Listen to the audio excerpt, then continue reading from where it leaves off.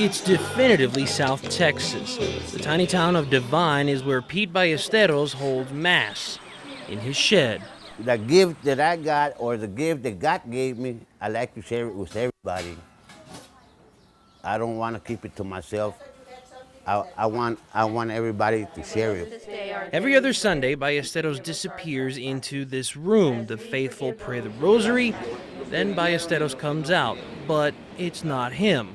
He takes over. I'm just his body. His spirit is the one that takes over. Ballesteros says it's the ghost of El Niño Fidencio, a Mexican healer or curandero taking over Ballesteros' body. People like Ruby Jimenez swear by him. Jimenez's mother-in-law was sick and says medicine wasn't working. We figured out what her symptoms were, and so we made her a tea. And,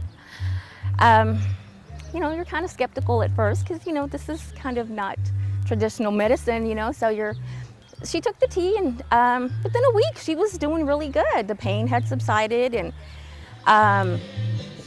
she was fine. Ballesteros says it started 23 years ago when he was living in Pearsall. I was having problems, and I went into a deep depression back in that time. And I quit eating, quit sleeping. I went to for about 5 or 6 months of nothing but nightmares. Someone told him to look for El Niño Fidencio in Mexico. Ballesteros headed south, but El Niño had been dead for decades. But Ballesteros says El Niño's spirit was alive and well. It was a change on my life all of a sudden that I don't know how to explain that.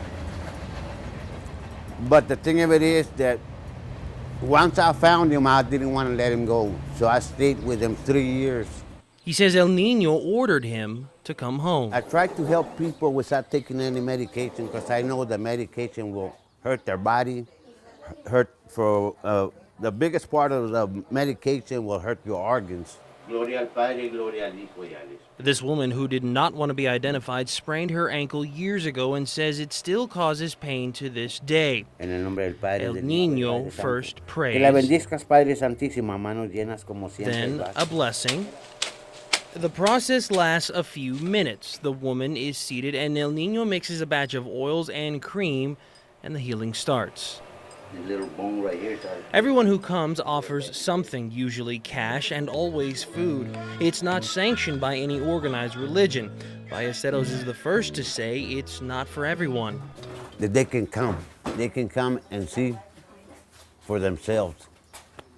Because there's no money involved on this.